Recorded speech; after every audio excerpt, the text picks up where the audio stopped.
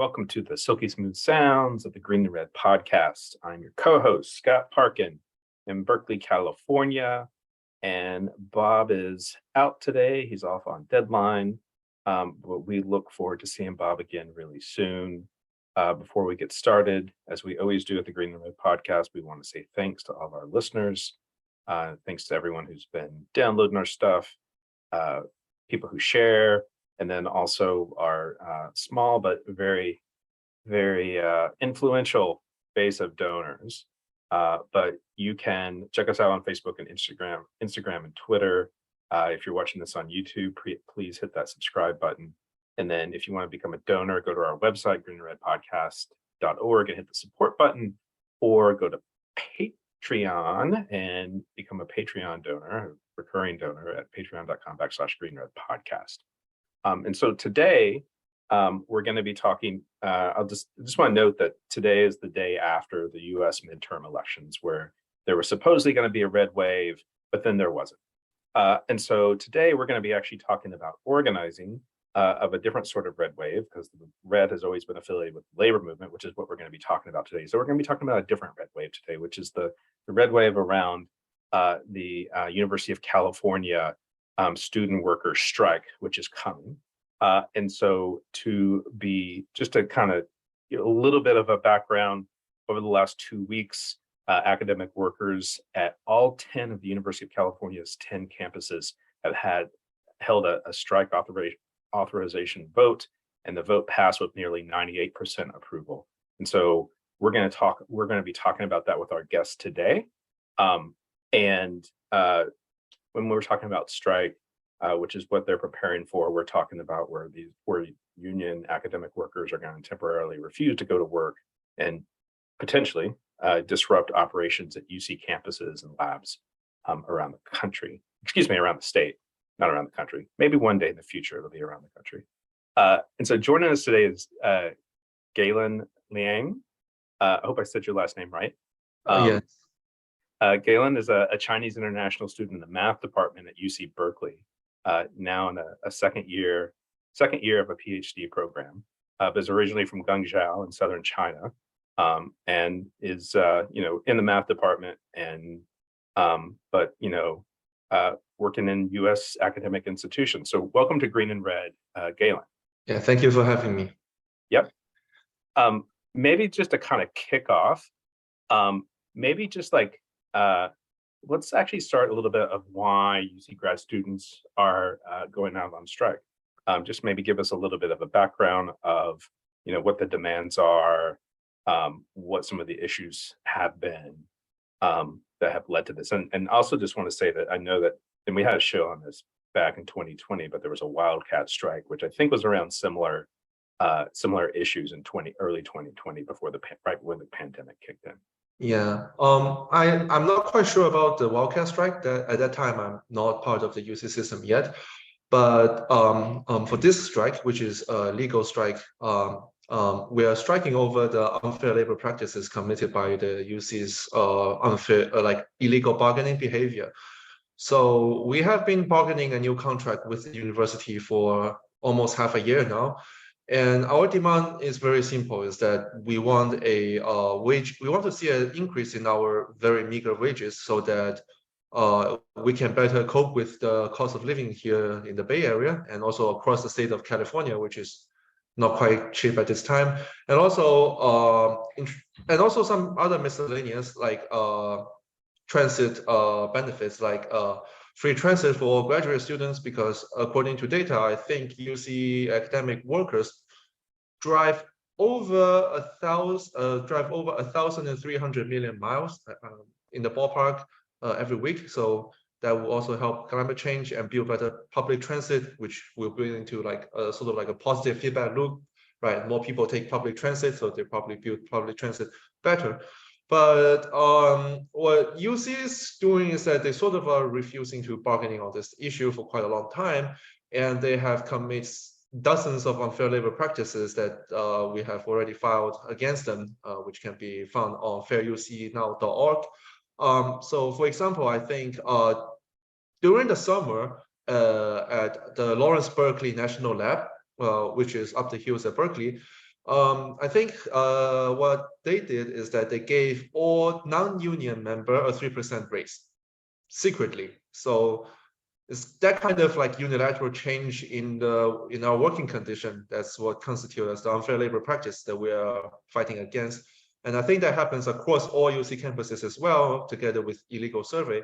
And the strike is in protest of their illegal behavior and try to urge them to sit down and negotiate in good faith with us and listen to our demand and to know that we're actually truly struggling with the wages that we're making and the rent that we have to afford. So that's the background of the strike. Yeah. And when we're talking about academic workers, which, what are the different categories of academic workers which are joining the strike? Yes. So I think this is we have 4 units, which comprises of the graduate student instructor, which are the teaching assistant to various courses. We have the student researchers, which are, I think, mostly people sit in labs, and some math researchers here, right, doing math research, and postdoctoral scholars. So there are, people who finish their Ph.D. and is or have a postdoc position here for 1 or 2 years, 2 or 3 years. They did a lot of teaching and they do a lot of research work. And and then there are also academic researchers. So these are and then like under the GSI umbrella, there are also like undergraduate tutors and readers. So it's a really broad spectrum of workers going on strike this time. And what's the number of people? It's in the tens of thousands of people who are planning to go out on strike in the next week or so. Yes, I think the more than 36,000 academic employees voted to authorize the strike, which is the data. And of the 36,000, more than 36,000, around 98% of them voted yes. So yeah, there will be a lot of people who's actually going on strike. I think I read somewhere it's maybe the largest. It's definitely the largest history in UC history.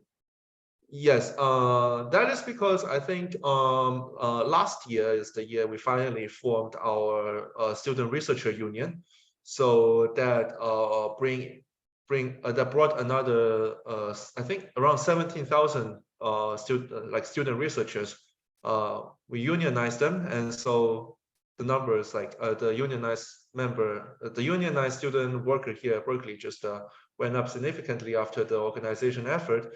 And so, yeah, this would be the largest strike, academic worker strike in, I think not just UC history, but US history as well. Yeah, it's going to be huge. My other question is, when is the strike is actually called for on November 14th, correct? Yes.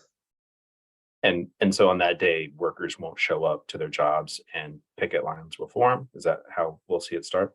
Yes, we'll probably kickstart with a huge picket line, and people, and I think I would expect the majority of people would not be going to work. We'll form picket line, and we'll try to, on the picket line, if people are trying to, go back to their lab and to their offices, we'll do our best to try to persuade them not to, and explain to them the gravity of the situation and what we're trying to achieve. Yeah. And how much support and at least for you at UC Berkeley, how much support and solidarity are you seeing from like undergrads or other or from faculty, which from my understanding are not necessarily part of the union, which is pushing for that's the demands. True. Yeah, the professors are. I haven't talked to a lot of them. The professors are supportive by and large, I think, because I do talk to a lot of Chinese student workers here. They work in like engineering labs and they talk to their PIs. And I think most PIs know how screwed up the situation is for their students. And most PIs support our effort of getting a fair contract. And I have talked to my students, and they understand that like the environment in which we're teaching is exactly the one that they learned in, and that they are not getting the education they deserve with the tuition that they pay for the UC system, because UC does not value the people who are doing the education work. And so do you know, on other campuses, I don't know how much you're talking with other campuses like UC San Diego or UC Santa Cruz. I remember when the wildcat strike was going on in early 2020, like a lot of the undergraduates actually refused to cross the picket lines too. I'm wondering if you have any sense of what that looks like at other campuses around the state. Yeah, I don't quite know, but I would also imagine that they don't want to cross the picket line as well, because I felt like the undergraduate is also like feeling like the squeeze the university is putting on them by like they are expanding they're expanding the sizes of the undergraduate student they're bringing each year, and so they're sort of bring up the housing prices as well. And right, so I guess they really like.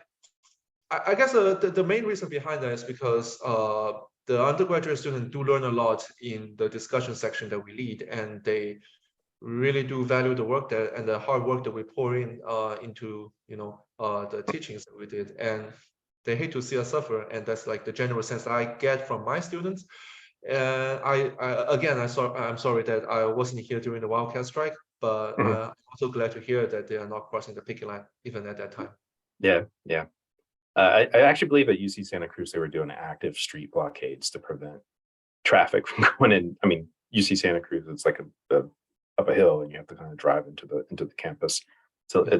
it's way less like porous than UC Berkeley is.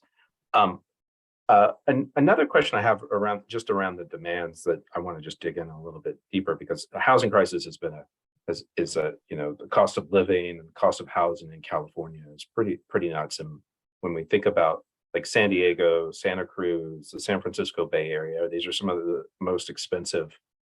These are some of the most expensive like housing markets in the country.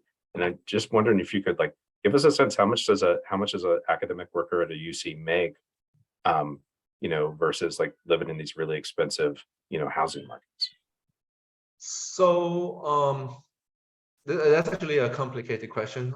That's because at the moment our pay depends on which department we're in. For example, and it also depends on which year you're in, because they sort of increase your salaries to try to recruit new students, but then it's fixed at that point. So it's a complicated. So there's like a lot of like, if you ask 10 different people, you probably get 10 different answers. But I make around I make $3,000 a month pre-tax for a 10-month period each year. I think some folks in physics make a total of $41,000 a year. Chemists probably around $38,000 a year. Sociology, according to my understanding, is that their salary is $34,000 a year across the entire sociology department. Right, but then the housing market here is really precarious, and I think I'm really lucky enough to find a place that only costs me $1,200 a month, which is still quite a lot. But I definitely know that people who pay $1,700 a month to sort of trying to get a better living condition, and I definitely also know people who try to sort of convert a living room into another bedroom just to spread the rent a little bit more across with more people, and that kind of severely sort of lower the quality of life. Right. I think another aspect of it is that the rent kept going up, and I think I'm fortunate enough that Berkeley is probably one of the most tenant-friendly cities in the US, in the sense that like there are like rigorous rent caps that was put on the housing market. But I do believe that after talking to people in San Diego, which is quite insane to hear, is that UC raises the graduate student housing by 100% over the past 2 years. So that's like UC owned graduate housing, the rent got increased by 100%. So, but I wouldn't say that their wages catch up with that. So it's been very struggling. It's been a really huge struggle for a lot of us trying to make a living here in California. That's nuts. Yeah. To hear that about UC San Diego. And then you had actually referred to like unfair labor practices, which sounds a lot like union busting to me. And I had read that I believe I'd read that there was like a number of union busting tactics that the UCs were using. I remember that from 2020 as well. I'm wondering if there's a little bit more you could say on that. Um, I think I don't know. From my experience, one thing that I hear from the negotiation table, the bargaining table, is that they have not been sort of answering our question with good faith. So, for example, I think UC has refused to give a proposal, to make a proposal on wages for like 4 to 3 months into the bargaining. And I think, for example, as far as I know, this is an actual conversation that took place during the organizing effort for the Student Researcher Union. Is that UC sat on the negotiation table and asked us the question, "What is a student researcher?" Which is quite insane because they are the institution. They should know what a student researcher is. So I think these are part of the union busting strategy. And also, like, we have been receiving like emails about how UC is making generous proposals. But if we dig in into the proposals they are making, it's actually just wage cut, and most of us will not see a wage increase with the proposal, and we have to sort of went out of way to explain to our coworkers, no, the UC is lying to us, like this is not actually a wage increase, and most of us will not see a wage increase. In fact, a lot of us will probably see a effective wage cut, and I think for a lot of international students, an actual wage cut. So for other union busting strategy, I have definitely I feel like it is not the area of expertise that I have. Is I don't have like a specific knowledge about the union busting strategy, but I would imagine like they want to, the classic one is to divide the people up to drive a wedge between the workers. I think that's one, the union busting strategy is like the LBL raises the situation that I talked about. Hmm. They gave all the non-union workers 3% raise, which is Yeah. already insanely low, and then not the union member, and they did it like secretly. So right, those are the things that I Yeah, learned. that's No, that's what that sounded like to me, is to encourage people not to go along with the union by paying them off. yeah, that's true. Yeah. The other thing is we're seeing like a new energy around labor organizing right now in the country, Amazon and Starbucks, and we're seeing like very vicious union busting campaigns by those companies on the workers, like very vicious. Yeah. And it'll be curious to see whether, the University of California system, which is like this supposed liberal bastion. You think about Berkeley or you think about Santa Cruz, you think about these liberal bastions and being pro worker or whatever. But it'll be curious to see actually how what level of viciousness they resort to in response to this. But this is a lot of people, and so it's probably even scarier for them, which is great. Yes. Yeah, I mean, it's really ironic because I think we can. I don't remember where exactly this come from. I think it's on Twitter. I think the UAW 28 2865 and UAW 5810 both retweeted is that in a note to workers by the UC administration or some people like that, they blame the impasse in negotiation on the UAW's social justice agenda, quoting our demand for housing securities and transit transit benefits, which kind of is insane to me because, as you mentioned, they do sort of pride themselves or advertise themselves as the liberal schools and valuing social justice issues, but then they sort of use that to sort of as a reason so to blame the impasse of negotiation, which is quite something. Yeah. Yeah, it's divide and conquer wherever they can get it, wherever they can do it. My only other question is, for the pickets, and we have a lot of listeners in the Bay Area, because we've been building here for a long time. I'm wondering if there's how can people who are not part of, and what's the local that you're part of? It's UAW 2865. I'm a 28 2865. Like if you're not an academic worker, you're not part of the local, but you want to come support, how can people support locally who are listening to the show? First of all, thank you for considering supporting us. It's really important and it means a lot to us. So I think there's a website, fairucnow.org and /support. There are various support from like different sources. There are like community donation to the Strike and Defense Fund, which will sustain us during the strike. Sort of like it will, if UC do decide to like withhold the salaries for the workers on strike, then we have the access to the strike fund to sort of help us through the period through which we're on strike. And I do want to invite people to the picket line. There will be it will be different campus to campus, but I think in UC Berkeley, there will be a picket line around Shattuck Avenue, around Berkeley Way West, the fancy new building. So it will be nice to see like community supports on the picket line, and and I think it will be also very fun for them because we're trying to shut the school down.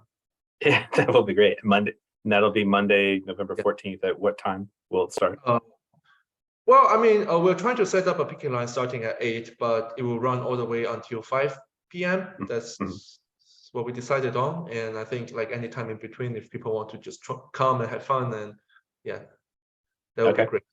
Yeah, I myself, I live walking distance from there, so I'll try and go up there and maybe I'll try and capture some video or audio with some people for the show. We'll follow up. So thanks for talking with me today. Is there any last things you wanna share before we drop off? Not really, but also like, yeah, I felt like one thing I want to say is that, as you mentioned, there's like this labor movement going across countries, and I felt that so during the organizing effort, we have been trying to convince people that this is the like organizing and standing in solidarity is the true way for us to achieve a better contract. And we have been using the example of the Columbia strike as an example to say that, see, they have a substantial wage increase, but because they stand in solidarity and go on strike. And I hope that we can make a bigger ripple with our strike, and then maybe many years from now, people will refer to the UC Systems Academic Workers Strike as an inspiration, and that's really nice. And I do take a lot of inspiration from Starbucks workers and Amazon workers because of the vicious union busting strategy that they faced, which is much worse than ours. And I wish them success, and I hope that they win the fair contract. And I hope that their labor is recognized by a fair contract. Awesome. Folks, you've been listening.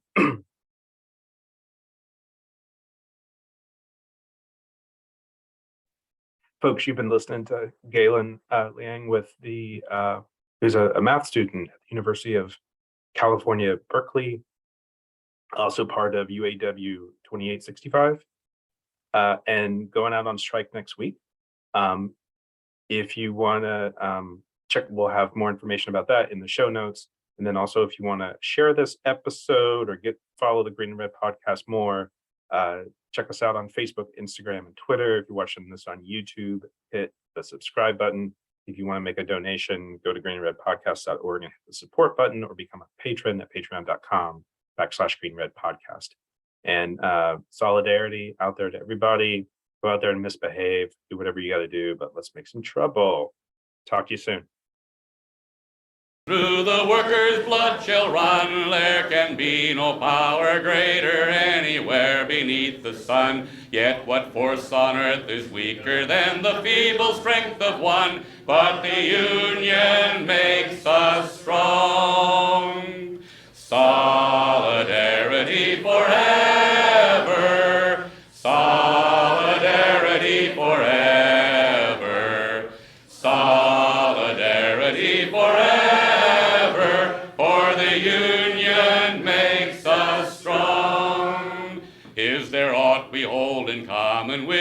greedy parasite who would lash us into serfdom and would crush us with his might.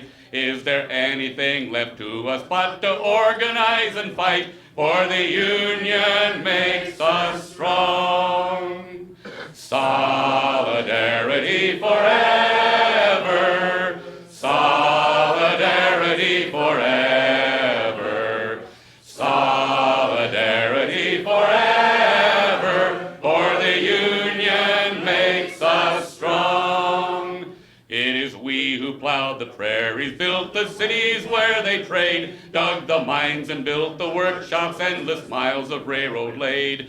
We stand outcast and starve amidst the wonders we have made, but the union makes us strong. Solidarity forever. Solidarity forever. Solidarity forever. For the union makes us strong. All the world that's owned by idle drones is ours and ours alone. We have laid the wide foundation, built it skyward stone by stone. It is ours not to slave in, but to master and to own, while the union makes us strong. Solidarity forever. Solidarity forever. Solidarity forever. For the union makes us strong. They have taken untold millions that they never toiled to earn, but without our brain and muscle, not a single wheel can turn. We can break their haughty power, gain our freedom when we learn that the union makes us strong. Solidarity forever. Solidarity forever. Solidarity forever. For the union makes us strong. In our hands is placed a power greater than their hoarded gold, greater than the might of armies magnified 1,000-fold. We can bring to birth a new world from the ashes of the old, for the union